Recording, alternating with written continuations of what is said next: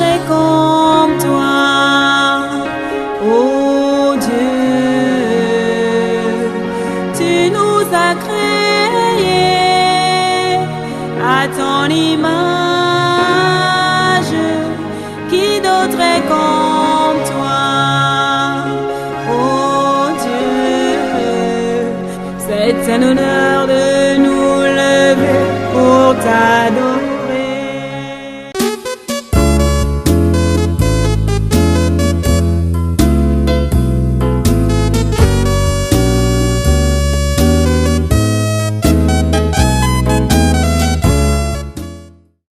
La réalité du Saint-Esprit.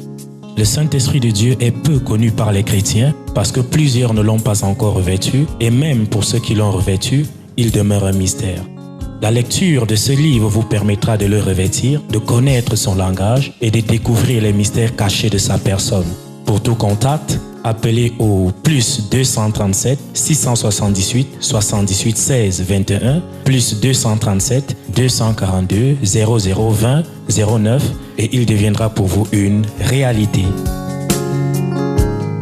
La réalité du Saint-Esprit, un livre écrit par le révérend pasteur Caleb Ngwa à Tangana.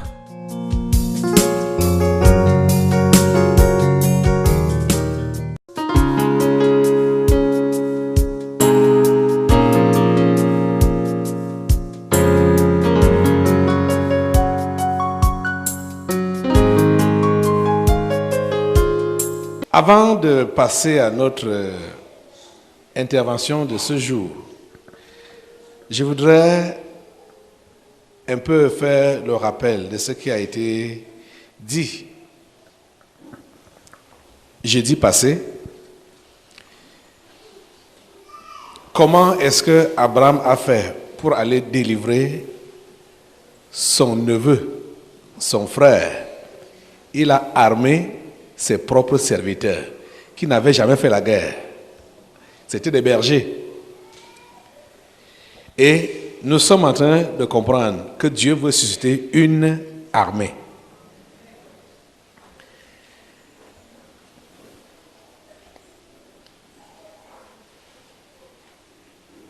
Je crois que ça doit être Catherine Baxter qui a parlé ça dans les visions qu'elle a eu à voir, qu'elle allait en enfer. Je crois que c'est dans ça que ça sort. La dernière armée, ou la grande armée du Seigneur qui va conquérir le monde pour préparer le retour du Seigneur. Et vous savez, ça dit que le Seigneur suscitera des gens dont on ne s'attend même pas. C'est-à-dire toutes les classes et toutes les souches. C'est eux que le Seigneur veut susciter. C'est-à-dire toutes les classes, toutes les souches. Je me rappelle l'intervention d'un frère ici qui disait que lui, il était un peu frustré et limité à cause de son éducation. Ce n'est pas ton éducation qui te qualifie d'être soldat du Seigneur. Ce n'est pas toutes ces choses-là. Ce n'est pas les qualifications humaines qui te qualifient d'être soldat du Seigneur. Dis ça à ton voisin.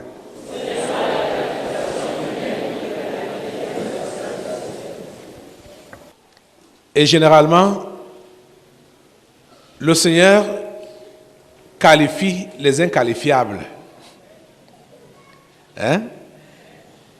Généralement, c'est ça qui se passe. Bon, si il te qualifie alors que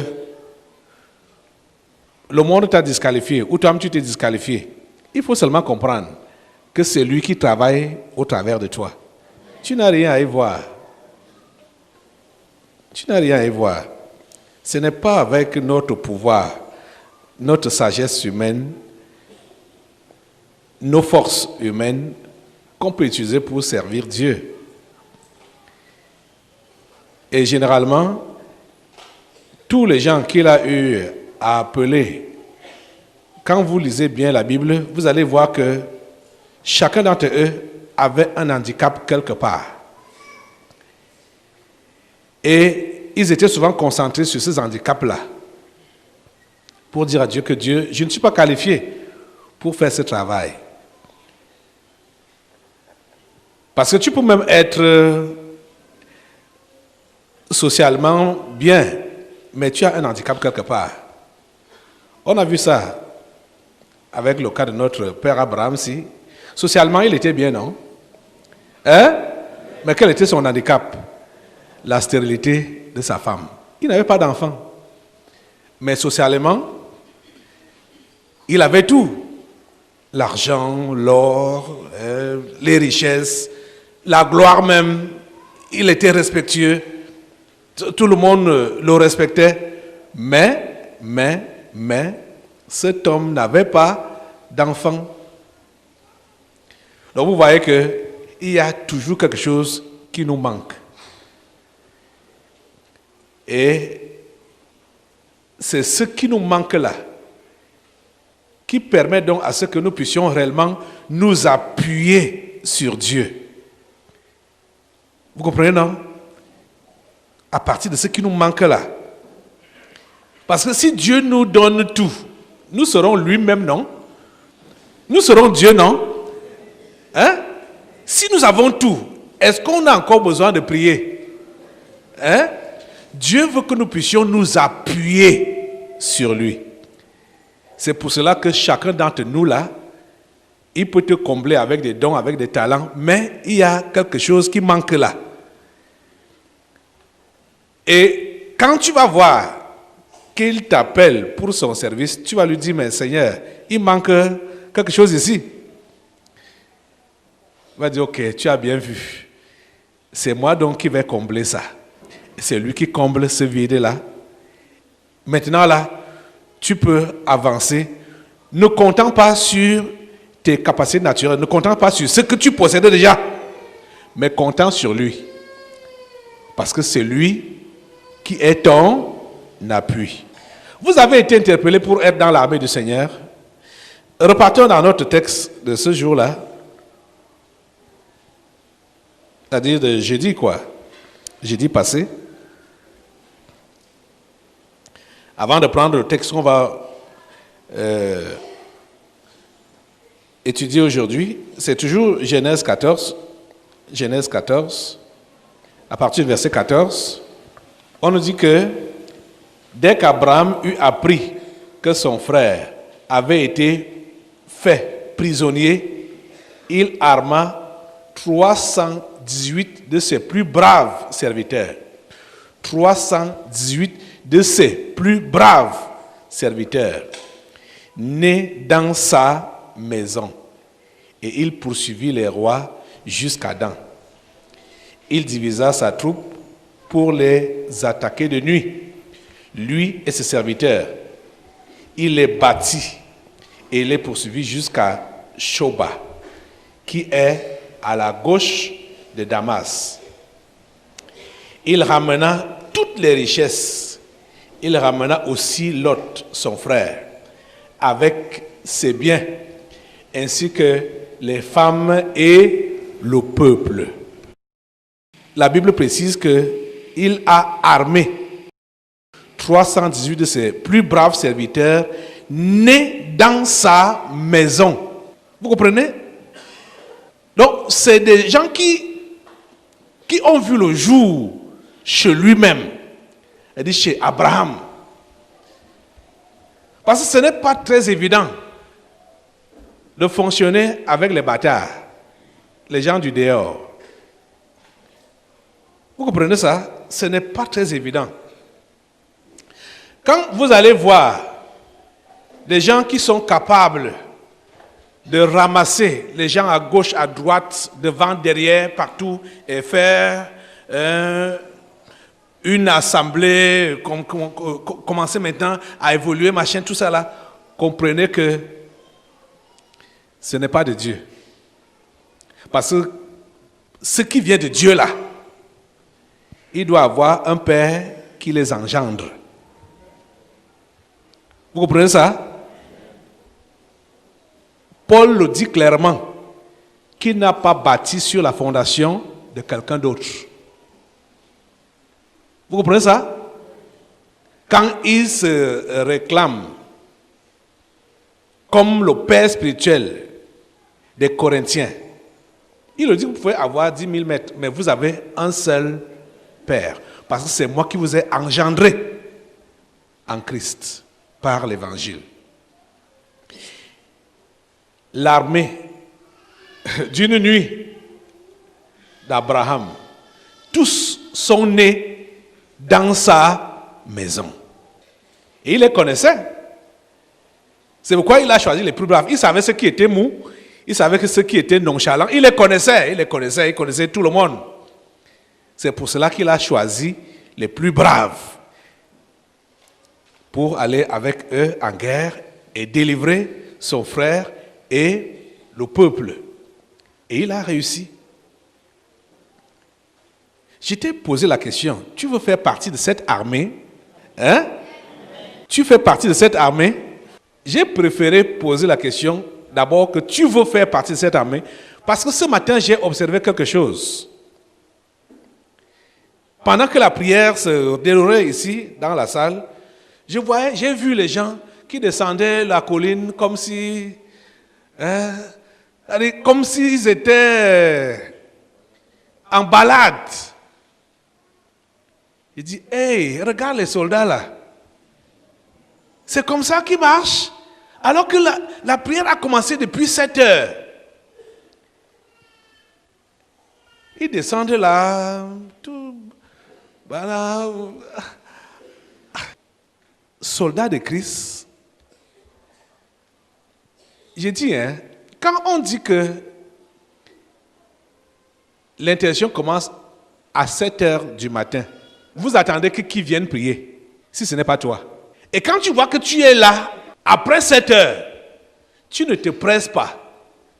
Est-ce que tu fais vraiment partie de cette armée? Dites-moi. Tu veux faire partie de cette armée? Ils ne répondent plus. Parce que plusieurs sont venus après 8 heures même. 8 heures qui est le temps officiel du début du culte. Mais tu n'es pas un invité, tu n'es pas un nouveau venu. Pour que toi, tu arrives ici à 8 heures. Ou peut-être parce que tu ne maîtrises pas l'heure exacte. Les nouveaux, les invités, on peut les comprendre. Mais toi qui dis que tu es dans l'armée du Seigneur, tu es enrôlé. Tu ne devrais pas être là après 7 heures. En temps normal, il y a des hommes en tenue ici. Quand on convoque le rassemblement, le prof même venait en tenue militaire. Mais ça, lui, il est prof d'université, lui, il vient en tenue militaire aujourd'hui là. Quand les rassemblements là, chez vous, les hommes en tenue, est-ce que c'est chacun qui doit venir à son heure? Hein? Ce n'est pas chacun qui doit venir à son heure. Quand on a convoqué le rassemblement, tout le monde doit être là. Et vous savez que chez eux, il n'y a pas d'excuse à donner qu'il a plu, ou il a fait chaud, ou ceci. Il n'y a pas d'excuse.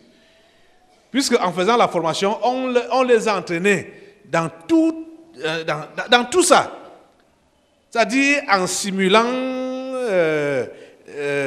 que peut-être il y a guerre au niveau du marécage. On les fait courir dans les marécages. On les fait courir dans l'eau. On les fait courir dans la brousse. On les entraîne avant de les enrôler réellement dans l'armée. Et vous savez que ceux qui ne supportent pas succombent. Ils sont éliminés. Vous voyez, non? On les prépare dans la dureté. Vous voulez faire partie de cette armée? Amen. Vous voulez vraiment faire partie de cette armée? Amen. Quelles sont donc vos pensées? Parce que certains veulent bien, mais ils veulent dire à Dieu, laisse-moi d'abord réaliser telle ou telle chose. Laisse-moi d'abord me marier. Laisse-moi d'abord avoir des enfants. Laisse-moi d'abord avoir un travail. Laisse-moi d'abord finir mes études.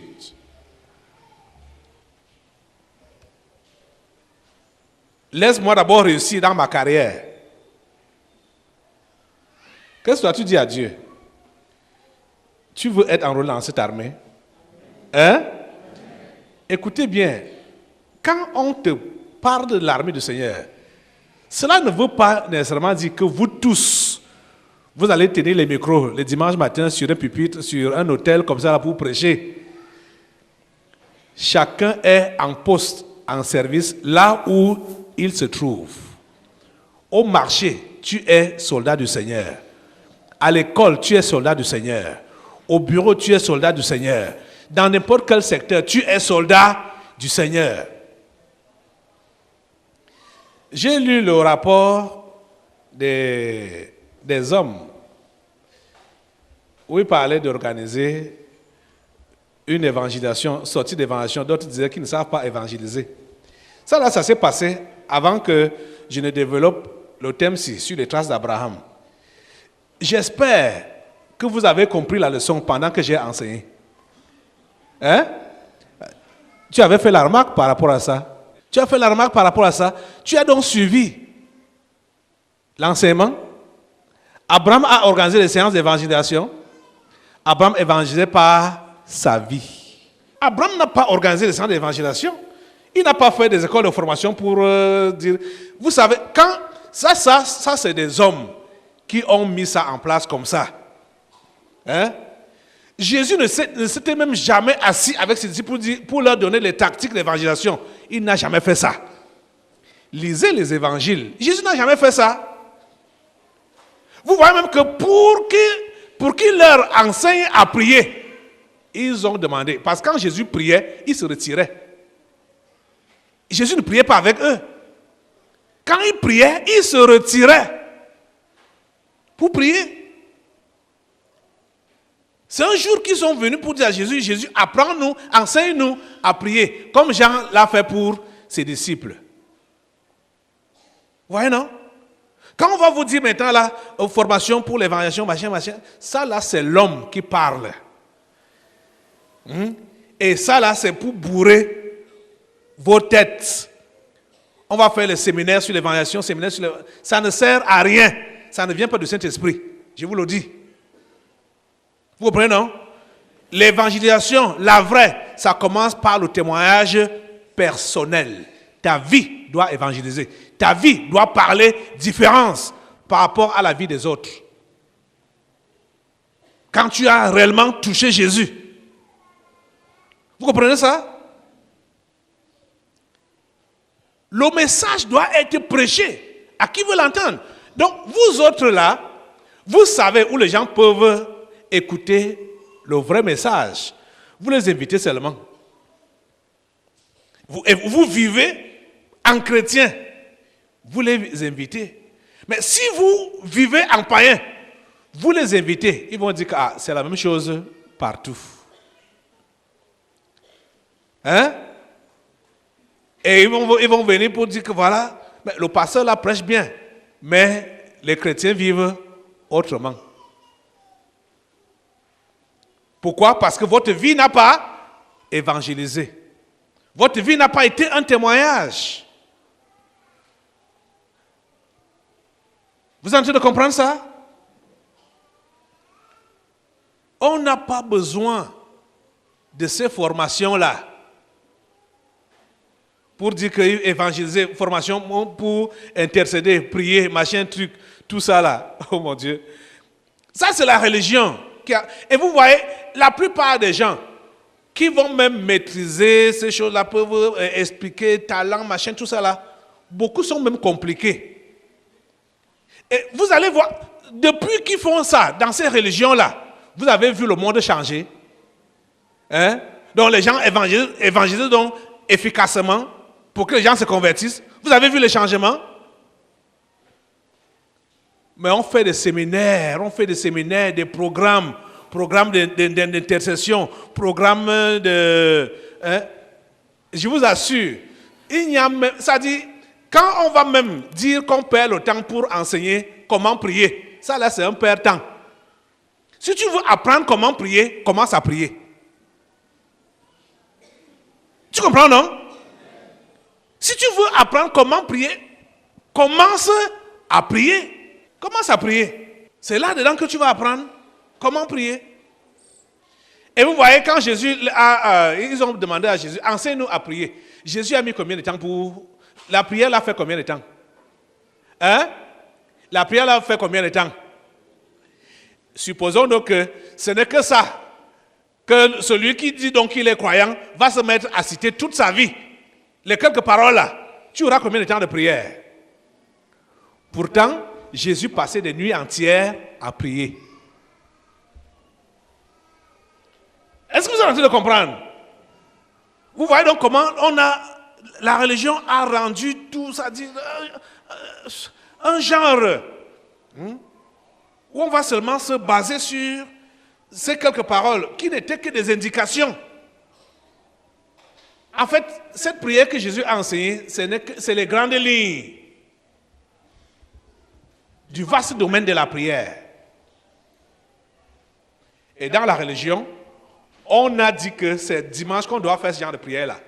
C'est pourquoi ils ont appelé ça oraison dominicale. Le feu sur la religion. Donc ce n'est que le dimanche. Oraison dominicale.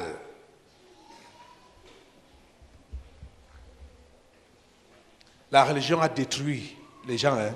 Ouch. La religion a détruit les gens.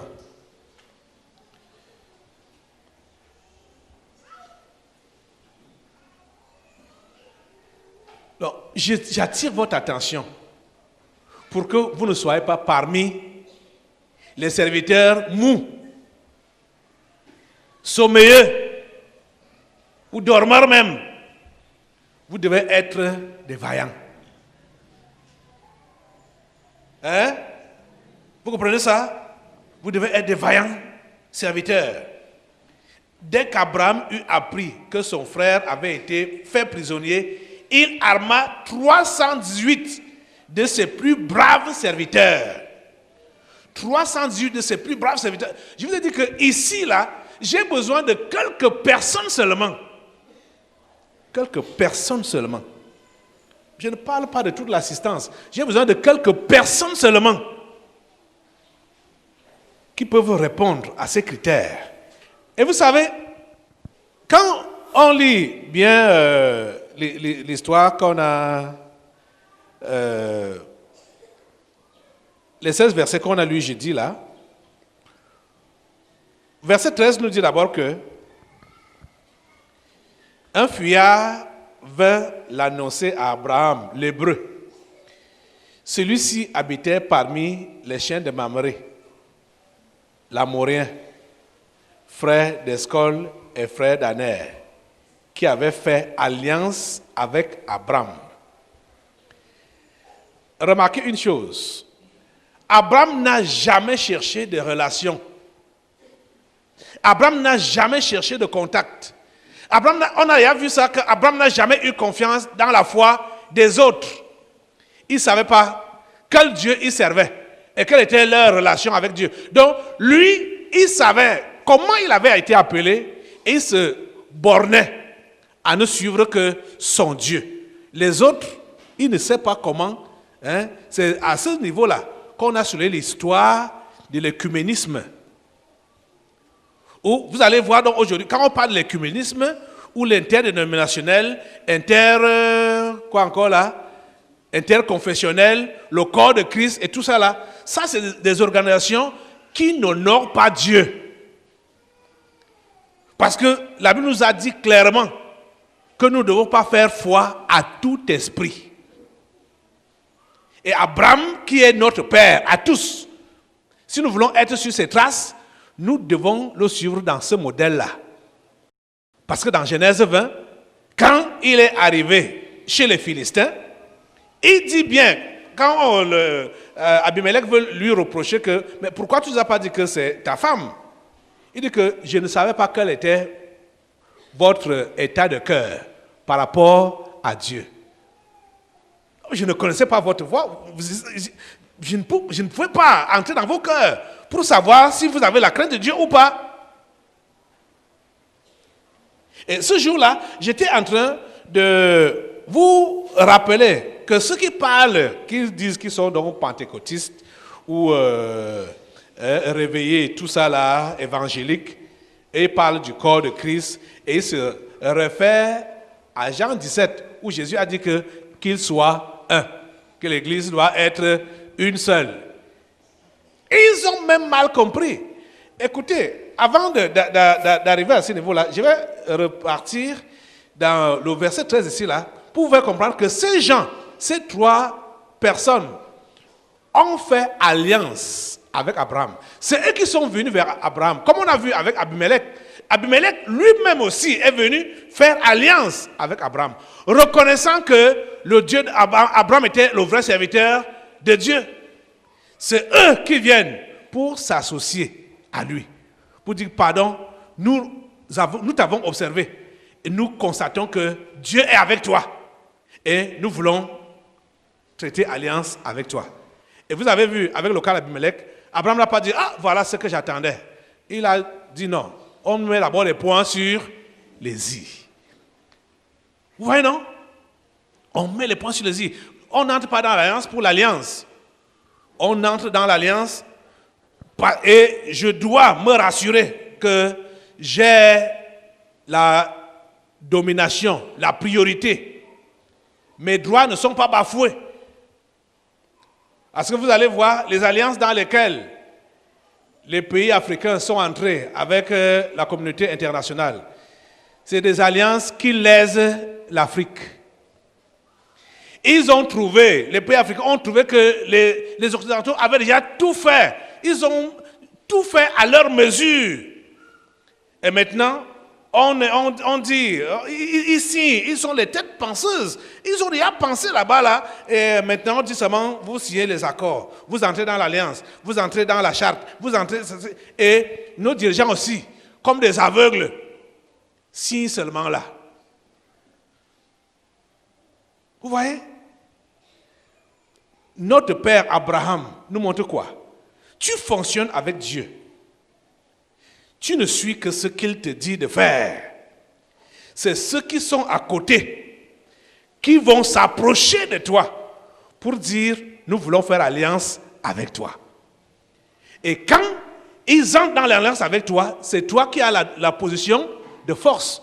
Parce que tu n'es pas juste entré dans l'alliance pour entrer dans l'alliance. Tu mets d'abord les points sur les i. Vous voyez donc que quand Abraham a eu ce projet d'aller libérer son frère Lot et le peuple, ceux qui étaient entrés dans l'alliance avec lui, naturellement, l'ont suivi. Ils l'ont suivi pour le secourir, pour l'épauler. Vous comprenez ça? Maintenant, pour revenir, parce que j'ai décidé de faire d'abord ces mises au point aujourd'hui, pour revenir sur donc l'histoire de l'écuménisme du corps de Christ, interdénominationnel, interconfessionnel. Allons dans Jean 17, qui prétendent que Jésus a dit qu'à prier, que l'Église doit être une, on doit être un. Ils ont mal compris. Tu peux reprendre Jean 17 là. Commence verset 15. Je ne te prie pas de les ôter du monde, mais de les préserver du mal. Ils ne sont pas du monde, comme moi je ne suis pas du monde. Sanctifie-les par ta parole est la vérité. Comme tu m'as envoyé dans le monde, je les ai aussi envoyés dans le monde. Et je me sanctifie moi-même pour eux, afin qu'eux aussi soient sanctifiés par la vérité. Ce n'est pas pour eux seulement que je prie, mais encore pour ceux qui croiront en moi par leur parole. Écoutez très bien, verset 20 là. Jésus était en train de prier pour ses disciples. Hein? il était en train de recommander ses disciples à Dieu avant de partir.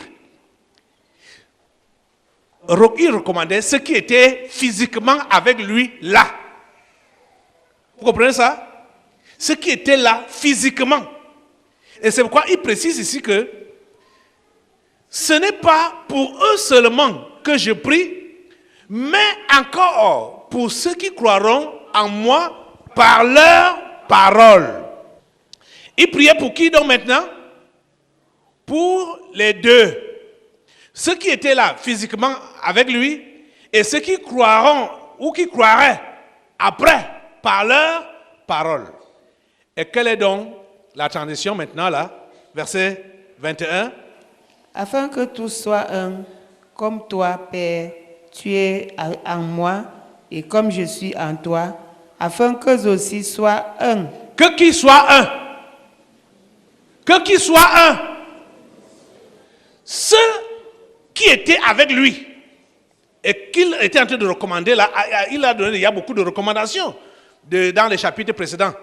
Qu'ils soient un avec qui recevront la parole. Vous comprenez, non? Et la Bible est claire pour dire que, j'avais déjà enseigné sur ça ici, que nous, notre foi est basée sur le fondement des apôtres et des prophètes. Jésus-Christ lui-même étant la pierre angulaire. Quand Jésus dit, il prie ici, qu'il soit un, ce n'est pas pour que les religions soient une. Vous comprenez ça? C'est pour que ceux qui ont cru au message annoncé par ces apôtres aient le même enseignement, le même message que les apôtres. C'est ça.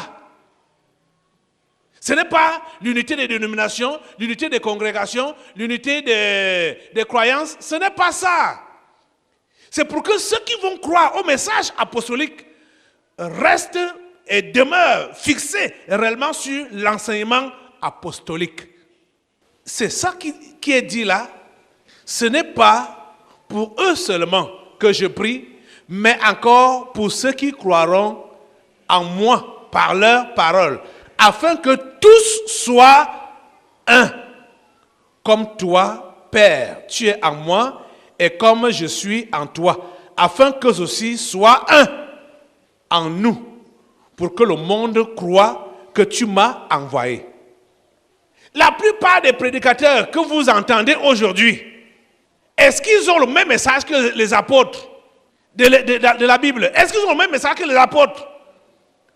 Vous allez voir aujourd'hui que beaucoup insistent rien que sur le bien-être, la prospérité, l'abondance, la richesse. Rien que ça. Les apôtres n'ont jamais prêché comme ça là. Ils n'ont jamais prêché comme ça. Le message apostolique dit clairement que, allons dans 1 Timothée 6 là, commence à lire sur verset 3.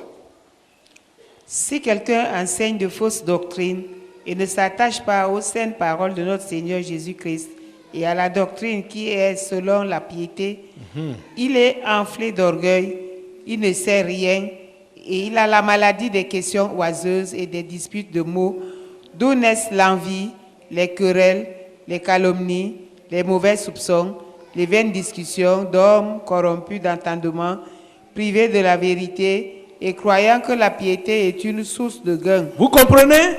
Croyant que la piété est une source de gain. Ça, c'est le message qui prévaut dans le monde entier maintenant là. Et beaucoup ont pris les micros pour dire qu'ils sont devenus pasteurs, apôtres, prophètes, parce qu'ils se disent qu'ils vont s'enrichir derrière ce boulot-là. Vous comprenez, non? Regardez, ça n'a pas commencé pendant notre génération, cette génération. L'apôtre Paul avait parlé depuis longtemps. Et c'est le Saint-Esprit qui a parlé. C'est l'Esprit de Dieu qui a parlé. Hein? Vous êtes en train de comprendre ça? Les vaines discussions d'hommes corrompus d'entendement, privés de la vérité. Privés de quoi? De la vérité. Et croyant que la piété est une source de gain. Croyant que la piété est une source de gain. Hein? Et écoutez maintenant, comment l'apôtre Paul met les points sur les i. Il dit au verset 6, c'est en effet une grande source de gain que la piété avec le contentement. Alléluia. Ça veut dire quoi? Quand tu es réellement pieux, que tu aies des biens ou pas, tu restes content. Le vrai croyant, sa joie ne dépend pas de ses avoirs et sa tristesse ne dépend pas de son dénuement. Aujourd'hui, les enseignements qu'on reçoit dans les radios, les télés, c'est que si tu n'es pas bien matériellement, tu n'es pas enfant de Dieu. Tu es maudit. Tu dois briser cette malédiction-là. Ouais, ça c'est ce qu'on enseigne maintenant là. Et voilà comment Paul dit que la piété est il dit que la piété est une source de gain. Une grande source même de gain. Mais avec le contentement. Ça veut dire quoi? Le chrétien n'est jamais assez riche et n'est jamais assez pauvre. N'importe quelle situation ne peut pas ébranler un vrai chrétien. Parce qu'il est content dans son état, qu'il est ou qu'il n'est pas. Vous êtes en train de comprendre ça? Et verset 7, il continue. Car nous n'avons rien apporté dans le monde. Et il est évident que nous n'en pouvons rien emporter. Alléluia. Si donc nous avons la nourriture et le vêtement, cela nous suffit. Cela nous suffira. Mais ceux qui veulent s'enrichir tombent dans la tentation, dans le piège et dans beaucoup de désirs insensés et pernicieux qui plongent les hommes dans la ruine et la perdition. Car l'amour de l'argent est une racine de tous les maux. Et quelques-uns, en étant possédés, se sont égarés loin de la foi et se sont jetés eux-mêmes dans bien des tourments. Voilà l'évangile apostolique. C'est un évangile équilibré. Ce n'est pas un évangile de mensonge. C'est un évangile équilibré. Et quand Jésus a prié dans Jean 17, il priait pour que ceux qui vont croire par le message des apôtres puissent être un avec leur évangile. Pas que les dénominations se mettent ensemble. Pas que les soi-disant églises se mettent ensemble. Les organisations se mettent ensemble pour dire qu'ils adorent un même Dieu, ils servent un même Dieu. Ce n'était pas ça qu'il était en train de prier. Vous avez bien compris sa prière. Vous lisez bien le verset 20 et le verset 21 de Jean 17. Vous comprenez que c'est ça, comme j'explique là, que Jésus-Christ a prié.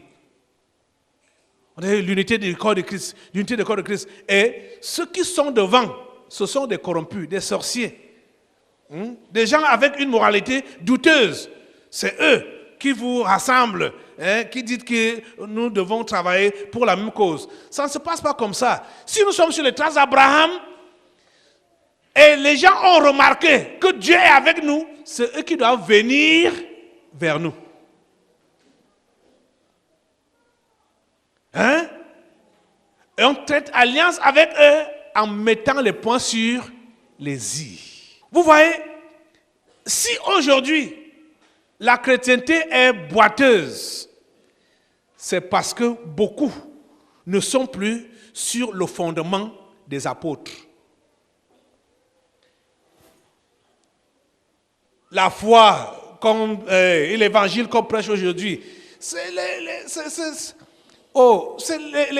la morale. La morale. Ayant donc la morale. L'autre jour, il y a un frère qui m'a apporté des vidéos là. J'étais choqué. de voir ces vidéos. Des gens qu'on a considérés auparavant. Lui-même, il a mis, ceux qui ont fait le reportage là, ont mis, entre guillemets, grands évangélistes. Et c'est surtout les Américains. Les gens que j'ai considérés dans le passé. Ce qui m'avait d'abord choqué, c'est de voir que certains faux prophètes du Nigeria ont parlé dans les corps ici. Et c'est que ces gens-là, des Amériques, sont leurs amis intimes. J'étais dépassé, choqué. L'autre jour, si tu peux même nous mettre l'élément là pour nous lire, pour lire. J'étais choqué l'autre jour quand j'ai visionné ça et je vois ces gens-là assis sur la même table, mangeant, buvant avec le pape.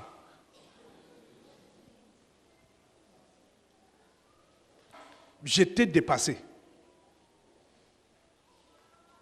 Dépassé. Je vous assure, il y a un parmi eux, lui, ça dit, j'ai connu son père, toujours dans les écrits, hein. Il a pris le relais de son père. Quand je le suivais,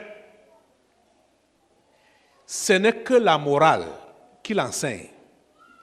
Mais quand il est annoncé quelque part, avec sa morale là, vous voyez les foules, vous êtes dépassés. Oh mon Dieu. C'est là que j'ai compris que, donc vous savez, ils ont plusieurs méthodes. D'autres font les semblances de guérison, de délivrance. D'autres sont seulement pour la morale. Hein? D'autres ils sont partagés. Hein? Mais quand vous suivez très bien ces gens-là, vous avez l'Esprit de Dieu, vous allez comprendre qu'ils sont en train de tricher. Ils trichent dans l'enseignement. Ils trichent. Et pour que tu saches que quelqu'un triche, toi-même tu dois connaître la parole. Tu comprendras que celui-là est en train de tricher. Ils ont la morale, ils ont la parole. Tu as déjà mis ça? Hein? Vous allez entendre des choses. L'écuménisme, l'interdénominationnel, l'interconfessionnel. Hein? On s'associe avec n'importe qui pour dire qu'on est là au nom de Dieu. Dans ces articles-là, le pape disait même aux païens qui n'ont pas besoin de croire au Dieu des chrétiens, aux athées qui n'ont pas besoin de croire au Dieu des chrétiens, hein? Ils doivent regarder leur conscience. Donc c'est leur conscience qui est donc leur conscience et le Dieu des chrétiens, c'est la même chose. Oh mon Dieu. C'est une vidéo avec les Écritures. C'est plusieurs vidéos même qui m'a envoyé pour... Ça, c'était pour confirmer ce que je vous enseigne là. Je n'avais pas encore vu ça. C'est jeudi que j'ai reçu ça. Donc, après l'enseignement ici, j'ai visionné ça et j'étais vraiment choqué. Choqué. Repartez dans Jean 17 là, verset 20, en descendant là, il dit, ce n'est pas pour eux seulement que je prie, mais encore pour ceux qui croiront en moi par leur parole, afin que tous soient un. Il faut bien souligner, tous soient un là. Parce que tous soient un, c'est les premiers et les derniers, si on peut dire ainsi. C'est-à-dire les premiers qui ont reçu la parole en direct de la part de Jésus, et ceux qui vont croire par la prédication de ceux qui ont reçu la parole par Jésus, qui soient un. Donc, qui est un même évangile. C'est la raison pour laquelle, quand les Galates ont commencé à déconner, Paul leur a fait comprendre que celui qui vous égare, qu'il soit anathème. Qu'il y a un seul évangile. Si moi-même je reviens et je vous annonce un autre évangile, moi-même je dois être anathème. Il y a un seul évangile. C'est ça l'unité, c'est le seul évangile. Ce n'est pas qu'on met toutes les églises ou toutes les dénominations, les regroupements soi-disant chrétiens là, ensemble. Ce n'est pas ça. Ce n'est pas ça. Hein? Nous sommes fondés ou basés sur le fondement des apôtres. Jésus-Christ lui-même étant la pierre angulaire. L'intervention que je suis en train de vous donner maintenant là, vous pouvez juste l'associer à cet enseignement-là que j'avais déjà donné en parlant de la couverture spirituelle, sur l'importance de la couverture spirituelle. Nous devons être sur le fondement des apôtres. C'est ça. Le message qu'ils ont prêché, c'est le même que nous devons prêcher aujourd'hui. C'est ça qui fait l'unité de l'évangile. Ce n'est pas que les différents groupes. Hein. Le jour que je parlais même de ça, j'ai pensé à toi. Peut-être tu étais de service ce jour-là. Tu étais dehors. Oui, donnez-lui un peu le micro là. Il a cru lors d'une campagne d'évangélisation interdénominationnelle. Oui, c'est lors de la campagne de Renard Bonki à Douala en 1987. Donc les églises pentecôtistes basées à Douala ont fait venir Renard Bonki. Et après la campagne, donc la moisson des âmes, je peux dire ainsi, tous ceux qui ont cru pendant la campagne, ce sont ces âmes donc qui se sont partagées et c'est comme ça que je me suis retrouvé à Frontière Globale. Et là-bas, quelle était l'expérience? Si ça a été... Tu as trouvé le milieu comment? Je n'ai pas trouvé le milieu par rapport à l'évangile que j'avais cru. Dis non. Non, le milieu, j'avais déjà dit ici. Dis maintenant là. Bon, quand je suis arrivé à l'église, moi je savais que... Tu étais un bandit. Moi j'étais un bandit. Un voyou. Un voyou et je me suis converti pour changer. Pour changer. Et quand je regardais ceux qui étaient devant moi, pour moi, je les voyais comme des dieux. Et j'étais là pour suivre le Seigneur. Oui. Mais quand, au fur et à mesure que j'ai commencé à voir ce qui se passait. Qu'est-ce qui se passait? Ce qui se passait, c'est que l'apôtre même que vous connaissez, j'ai été son chauffeur et il m'a amené quelque part chez une sœur. Parce que je vous ai dit ici qu'on avait cotisé de l'argent pour construire un restaurant dit restaurant chrétien. Et celle qui était tenancière, qui gérait, donc une sœur qu'on avait choisie à l'église, était la copine de l'apôtre. Donc un soir, je l'avais accompagné là-bas. C'est là où j'ai compris que c'était ainsi. Et cela m'a scandalisé. Et après, j'ai compris qu'autour de moi, il y avait ce genre de copinage entre les dirigeants, entre les sœurs en Christ, les prophétesses. Les prophétesses. Oui, celles qui disaient ainsi parle le Seigneur. Mais ces gens-là ne vivaient pas tellement dans la sanctification. Ouais. Et ça a détruit ma vie jusqu'au jour où j'ai entendu la voix de Dieu. Donc tu veux dire que toi aussi tu as commencé à avoir des copines à l'église là? Bien sûr, je suis entré dans ça. Dans le jeu? Dans le jeu. Voilà. Ouais, non? Au nom de l'interdénominationnel, on prêche l'évangile, quelqu'un se convertit, un club le récupère. Vous voyez que le but pour lequel cet homme a dit qu'il accepte Jésus, ce but-là est mis de côté. Il commence à s'adapter selon le milieu. Vous voyez où ça mène donc? Jusqu'au jour où tu as... Jusqu'au jour où j'ai suivi Fait tirer du haut pendant que j'avais le panari à la main. Je n'étais pas au travail. J'ai pris mon téléphone, j'ai commencé à zapper. Et c'est là où j'ai suivi vos prédications et tout. Je me suis posé la question. Ça disait quoi? Vous prêchez, vous étiez en train de fustiger ces faux prophètes et vous parlez de la sanctification. En disant que si nous ne vivons pas dans la sanctification, si nous ne marchons pas sous la couverture spirituelle d'être sanctifié, marchant dans la parole de Dieu, on ne peut pas atteindre Dieu, que personne ne se trompe. Et je suis resté, j'ai dit, mais ça veut dire que si je meurs tout de suite, je suis perdu. Et j'ai dit, je veux suivre. J'ai suivi pendant 3-4 jours. Et le jeudi qui venait, j'ai dit non, je vais aller voir. Et comme pendant que vous prêchez, on donne l'itinéraire. C'est là où j'ai pris le taxi, je suis arrivé ici et à l'église. Et ce qui m'a frappé, c'est pendant les offrandes. La sœur Gaëlle a commencé à dire on ne veut pas l'argent des prostituées, l'argent des bars, l'argent du vol, l'argent des détournements. Mais j'ai dit que mais est-ce que ce monsieur n'a pas besoin d'argent? Or que là-bas, bon, on envoyait même les gens chercher des hommes. Hein? Allez chercher des hommes si vous ne trouvez pas de frères à l'église, comme j'avais témoigné dernièrement. Allez convertir les païens, amenez-les moi ici.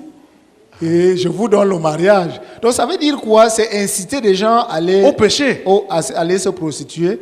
Et pourvu qu'il y a même une sœur qui avait accouché dans cette entremise, et elle a donné, elle n'avait pas d'enfant, pour venir remercier le Seigneur, elle a donné 400 000. Et c'était une fête. Une élévation. Une élévation à l'église. Ceux qui ne pouvaient pas donner, comme cette sœur-là, n'étaient pas des chrétiens. L'enfant de prostitution. Oui, avec son monsieur qui a donné l'enfant, qui était même marié, bon, comme moi aussi, Aïe, vous entendez des histoires du n'importe quoi. Elle est venue rendre les actions de grâce à Dieu avec 400 000 que Dieu lui a donné un enfant. Et le pasteur portait l'enfant en disant, voilà comment quelqu'un reconnaît que Dieu lui a fait du bien. Ouais. Il y avait une bonne enveloppe de 400 000. Ouais, vous voyez donc, ça ce n'est pas l'unité du corps de Christ. Ce n'est pas comme ça que Jésus a prié. Jésus a prié qu'ils soient un, ça veut dire qu'ils aient un même évangile, qu'ils aient un même enseignement, qu'ils aient une même fondation. Vous comprenez, non? C'est comme ça. Et c'est pour ça, quand je suis arrivé ici, j'ai suivi la parole. Je suis resté au fond de moi, j'ai dit, toutes les grades, toutes les élévations. Tu avais quel grade là-bas? J'étais assistant pasteur déjà. J'ai été fait ancien en 2009. Et après ça, j'ai été assistant pasteur. Ouais. Donc, il était dit, si je donnais les 1,5 million qu'on m'avait demandé, on en devait décembre, se consacrer. si, je devais avoir le col clérical. Ce décembre. C'est pour ça que la dernière fois ici, je vous ai dit, l'apôtre m'appelle. Et vous m'aviez dit, vous voulez aller au ciel ou vous voulez le suivre. J'ai dit, je vais aller au ciel. Tu as dit, frère, suis ton Dieu. Parce qu'il m'appelle pour me demander que les autres ont déjà donné. Il faut que je m'apprête pour 1,5 million. Pour devenir pasteur? Directement. Okay. Ça, ce sont des pasteurs des hommes, des pasteurs des organisations, des pasteurs des clubs. Ce n'est pas des pasteurs appelés par Dieu. Vous comprenez? Nous sommes sur les traces d'Abraham. Vous vous rendez compte que l'enseignement biblique n'existe plus dans des milieux qu'on appelle là chrétiens. Ça n'existe pas. C'est le business. C'est le business. Je sais que c'est choquant pour quelqu'un qui vient ici. On lui dit que ne donne pas l'argent de prostitution, ne donne pas l'argent des bars et comme ça, ou l'argent volé. Non, ça. Et voilà les gros financiers dans les milieux qu'on dit chrétiens là. Les détourneurs, bien les sûr. Prostituées. Bien sûr. Et les gens qui ont des revenus louches là. Et ils partent, comme ils ont un terme là-bas dehors, blanchir cet argent-là. En donnant, soi-disant, à l'église. Nous préférons ici, là, évoluer avec les moyens que Dieu nous donne. Amen. Allant étape par étape. Amen. Amen. Amen. Nous devons être sur les traces d'Abraham. C'est pourquoi je t'interpelle encore. Tu veux être soldat de Christ? Amen. Ne sois pas nonchalant. S'il te plaît, ne sois pas nonchalant. Il y a parfois certaines personnes qui ne savent pas que je viens souvent ici là, avant le temps pour les voir comment ils se comportent avant d'entrer ici là. Ça montre votre élan de cœur. J'ai lu le livre d'un pasteur coréen qu'on appelle Yonggi Cho.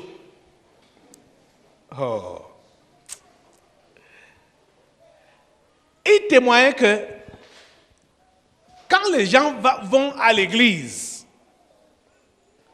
vous pensez qu'ils sont en retard. ils sont en train de courir pour descendre à l'église. Ce n'est pas le genre que moi j'ai vu aujourd'hui. Qu'on marche tout peinard, alors que la prière est en train de chauffer dedans. Ils marchent là tout peinard, ils prennent tout leur temps. Et tu es soldat du Christ? Ça ne se passe pas comme ça. Donc, j'ai voulu revenir sur ces 2 points aujourd'hui, avant de prendre, effectivement, merci beaucoup, frère Somba. Bon, on me fait signe que les textes là sont déjà... Tu as déjà calé ça? Oui. Donne à la lectrice les textes sur l'écuménisme, ce que vous croyez réveiller, grand évangéliste. Ils sont avec le pape. Hein? Tout est en branle. Le ralliement dans le camp de la deuxième bête selon la raison fallacieuse d'unité des chrétiens est en marche.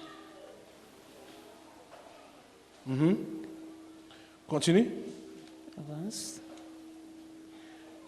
Les plus grands évangélistes se rallient à lui. Il faut préciser que grand, entre guillemets. C'est vraiment entre guillemets. Hein? C'était impensable il y a encore 11 ans, 10 ans. Continue. À lui là, c'est au pape. Ou bien. Voilà celui que je disais qui donne la morale. Le voilà ici. Qui donne la morale. Et tu vois des foules. Continue. Les plus grands évangélistes, c'est la même grand chose. est toujours entre guillemets. Celui-ci, il distribue les avions aux prédicateurs comme les vélos.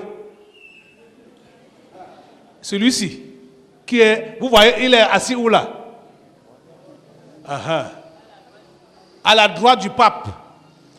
Il distribue les avions, les jets privés là, comme les vélos aux évangélistes, aux prédicateurs. Vous voyez ça? Continue. Le voilà encore ici là. Bras droit. Voilà l'autre là, Club 700. Le voilà là-bas là. Il est à la gauche, l'autre est à la droite du pape. Vous voyez ça? Ils prient ensemble. Ils prient quel Dieu là? Avec les musulmans. Hein? Ils sont en train de prier quel Dieu là? Hein? Lis. Les croyants avec et sans guillemets, mais aussi les athées, tenez-vous tranquille. Continue.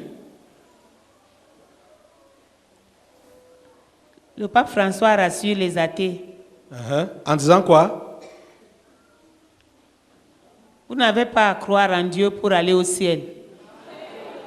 La conscience, entre guillemets, et non la divinité, est ce qui est le plus important. Voilà. Voilà son message aux athées. Voilà son message aux athées. Il dit, quand on m'a donné le document là, j'étais dépassé. Dis ça, c'est quoi ça? C'est encore c'est quel document là? Ça vient d'où? Vous avez vu voyez un peu le début. Vous n'avez pas besoin de croire en Dieu pour aller au ciel. En d'autres termes, selon lui, tout le monde ira au ciel. C'était dimanche. C'était dimanche. Les esprits qui sont manifestés dimanche, la région n'a pas manqué. Et les éveillés là, ils étaient là. Donc quand on parle de religion là, mettez-les tous dans le sac, dans un même sac. C'est les mêmes gens. Et ceux qu'on appelle même éveillés là, sont même les plus dangereux. Parce que vous savez que, on sait que quand tu as des problèmes, tu es dans une église morte, il faut chercher une église éveillée, une église évangélique, une église qu'on a charismatique ou pentecôtiste. Mais vous voyez que ces gens-là, ils sont même plus dangereux que le pape. Parce que tu iras à Rome, est-ce que tu pourras aller à Rome? Mais tu vas aller chez un soi-disant faisait des miracles, à Biémassi, à Soie, ou n'importe où. Ils sont partout là. Éparpillés un peu partout là. Vous voyez ça? Ils sont plus dangereux et plus mauvais. Plus mauvais. Au nom de l'écuménisme, au nom de l'unité du corps de Christ, l'interdénominationnel. Vous voyez ça? Ça m'a choqué. Ça, c'est des gens dont je lisais des documents, je regardais leur programme à la télé. Mais maintenant, là, vraiment, je suis choqué, dépassé. Aïe! Que ça, c'est quoi ça? Hein? Vous voyez que nous sommes réellement vers les temps de la fin. Hein? C'est pourquoi vous me dérangez aussi. Quand vous ne voulez pas vous accrocher réellement là. Hein? Vous voyez, vous autres qui êtes paresseux, vous n'êtes pas différents de ces faux prophètes. Hein? Vous n'êtes pas différents d'eux. Parce que ici là, soit tu crois ou tu ne crois pas. Soit tu es pour Dieu ou tu n'es pas pour lui. Soit tu travailles pour lui ou tu travailles pour le diable. Hein? Vous comprenez ça? Vous voyez, quand je vois ça, ça là, ça me donne le courage de travailler davantage. Celui qui veut aller avec moi n'a qu'à aller avec moi. Celui qui veut abandonner n'a qu'à abandonner. Parce que là, je vois que le monde est réellement en danger. Le monde est en danger. Le monde est en danger. Vous allez voir ces gens-là qui prétendent avoir des grands ministères. Le message qu'ils prêchent n'a jamais fait trait ou allusion à la conversion, au changement de comportement, au changement de caractère. Vous allez seulement entendre prospérité, bénédiction, machin, élévation. Ce n'est que ça qu'ils enseignent. Vous n'allez pas même entendre leur témoignage personnel, comment ils ont eu à croire en Jésus, abandonner le péché. Ils ne font jamais allusion à ça. Ils vous disent seulement comment ils sont bénis, comment ils sont prospères et tout ça là. Vous voyez ça? Ça, c'est les choses qu'on a... Il est où même? Qui nous a donné ça? Bonjour, pasteur. Bonjour. Bonjour, peuple de Dieu. Bonjour. Voilà, j'ai eu ça d'un frère, le frère Tonton Jonas. J'étais vraiment dépassé de savoir qu'il avait des choses pareilles et puis bon. Quel Jonas? Il est ici à l'église? Jonas dit oui, qu'on appelle Sauvageau. Ah, mon Sauvageau. Jamna. Ah, c'est toi qui as... Mais écoute, viens là. Tu as pris ça où? J'ai copié ces vidéos sur YouTube. C'est là-bas que j'ai trouvé. Je faisais des recherches et puis je suis tombé sur ces vidéos-là. Sur le catholicisme, bien entendu. Et puis, oui. Et bien évidemment, quand le frère Valère a voyé ça, il a dit que ça pourra aider. Et voilà ça qui aide maintenant. Vous êtes dépassés, vous aussi. Il est vrai que plusieurs parmi vous là, vous ne connaissez pas ces gens-là. Mais c'est des gens que je connais. C'est des gens que je connais. Hein? Des distributeurs de bénédictions. Tu veux, quand on voit que tu es un prédicateur, même talentueux là, tu veux n'importe quoi. Ils vont te donner ça.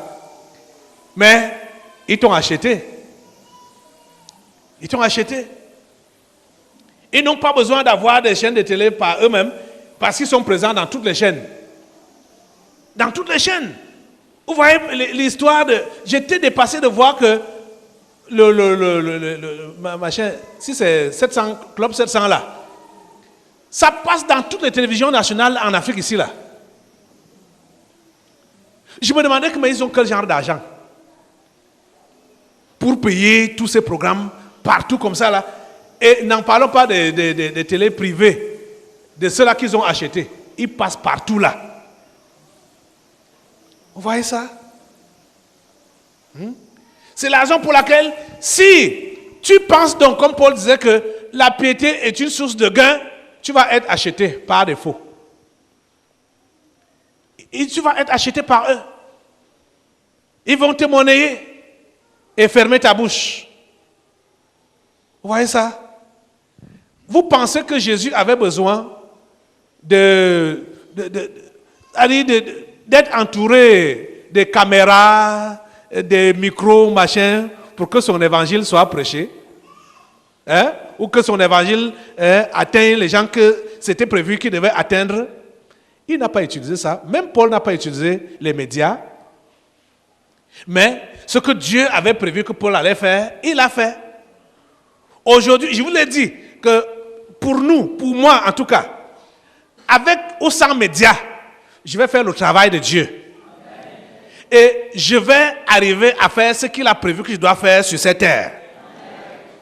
Vous comprenez ça?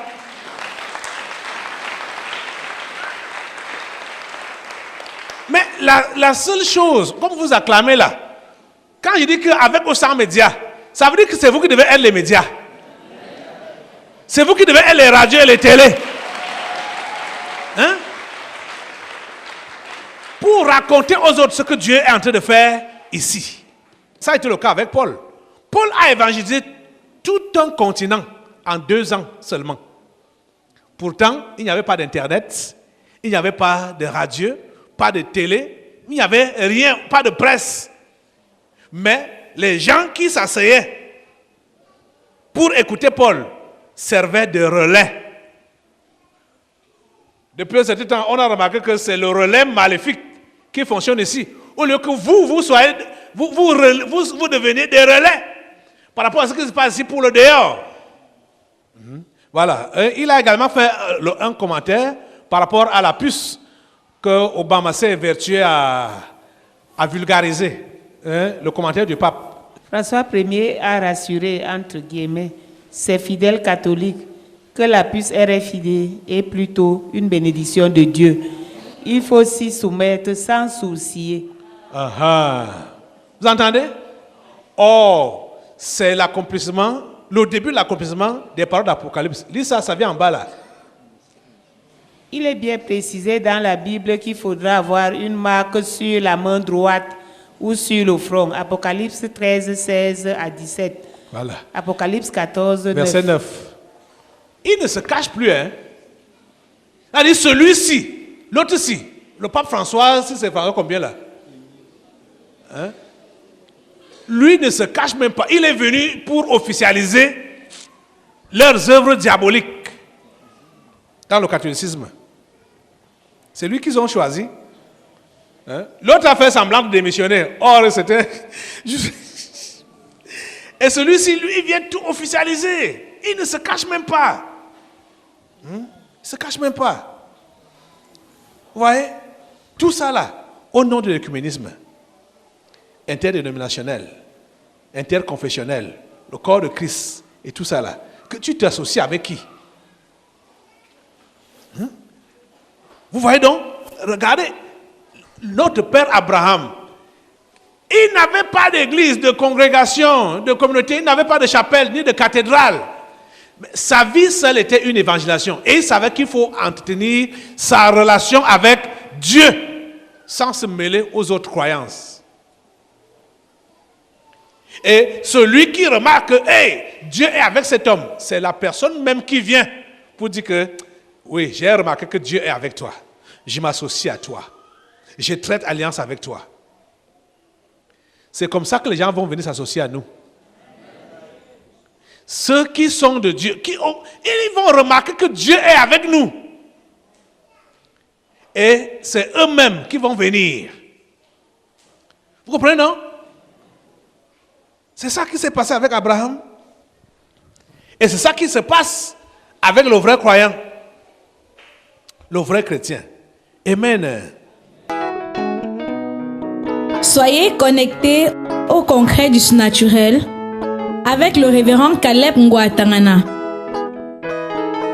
Sur Afrique Plus, tous les dimanches à partir de 8h00. Le concret du surnaturel. Ramenez vos cœurs à votre Créateur, la guérison de votre corps et la délivrance des esprits familiers avec le révérend Caleb Ngouatangana.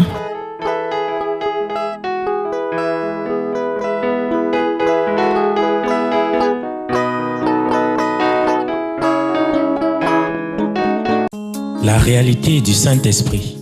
Le Saint-Esprit de Dieu est peu connu par les chrétiens parce que plusieurs ne l'ont pas encore revêtu et même pour ceux qui l'ont revêtu, il demeure un mystère. La lecture de ce livre vous permettra de le revêtir, de connaître son langage et de découvrir les mystères cachés de sa personne. Pour tout contact, appelez au plus 237 678 78 16 21, plus 237 242 0020 09 et il deviendra pour vous une réalité. La réalité du Saint-Esprit, un livre écrit par le révérend pasteur Caleb Ngwa à Tangana.